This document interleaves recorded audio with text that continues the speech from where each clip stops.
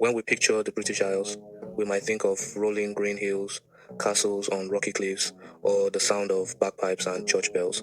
But listen a little closer, walk a little further down the high street, and you'll hear dozens of languages, smell food from every continent, and see families whose roots stretch far beyond these shores. To some, this feels new, but the truth is, diversity is as old as the British Isles themselves. The story of these islands is not one of a single people, it is the story of many.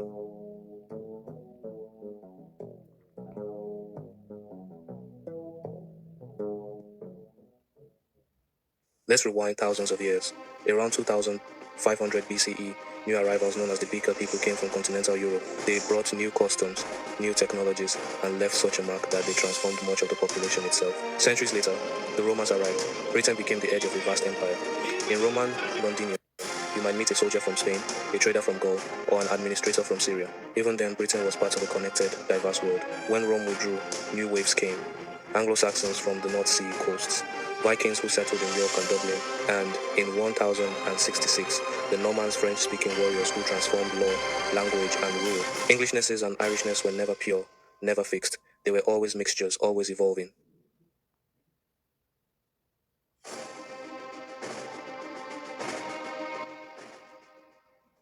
The story continued into the early modern age. French Protestants, the Huguenots, fled religious wars and brought skills in weaving and finance. In the 19th century, the Great Famine drove millions of Irish to Britain. By 1851, in Liverpool, more than 1 in 5 residents had been born in Ireland.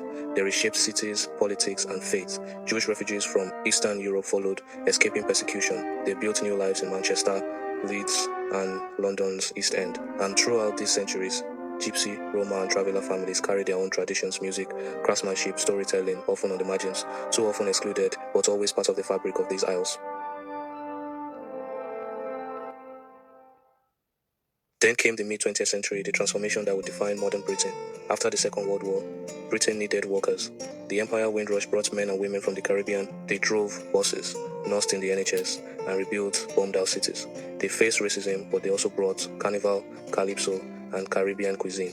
South Asian families soon followed Indians, Pakistanis, Bangladeshis. They opened shops and factories, built temples and mosques, and became doctors, teachers, and MPs. In 1972, Ugandan dictator Idi Amin expelled his Asian community. Within months, nearly 0 people arrived in Britain, many with nothing. Today, their children and grandchildren are business leaders, professionals, and community builders. After 2004, EU enlargement brought workers from Poland, Romania, Lithuania, revitalizing farms, construction sites, and high streets. And in our own decade, tens of thousands of Hong Kong families have come under a special visa scheme, adding another chapter to the story of these islands. So what has this diversity meant? For many communities, it has meant opportunity. Indian and Chinese pupils often achieve top exam results. Indian households are among the most prosperous in the UK. Polish and other European migrants have some of the highest employment rates, but challenges remain. Pakistani and Bangladeshi families still face higher unemployment. Black households are more likely to be on lower incomes. Gypsy, Roma, and traveler communities face some of the worst health and housing conditions in the country. The truth is clear. Diversity has brought strength, but equality is still unfinished business. And yet, amid the struggles, unity has emerged. Unity has never meant sameness. It has meant weaving difference into a shared fabric. The NHS is a perfect symbol, founded in 1948, built by British-born staff and newly arrived Caribbean nurses, now sustained by workers from every continent. Our culture tells the same story.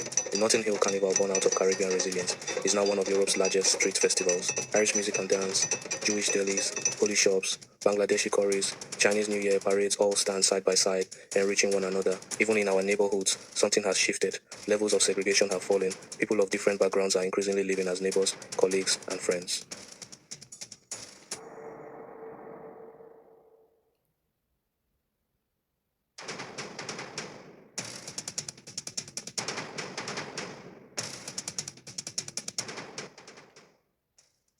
So what is the story of the British Isles?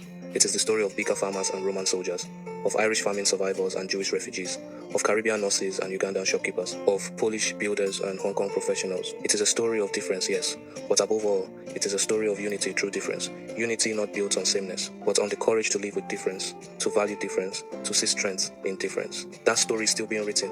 In our schools, in our workplaces, on our streets, and in our families, it is being written by us and by those who will come after us. Thank you. Like, comment, and subscribe.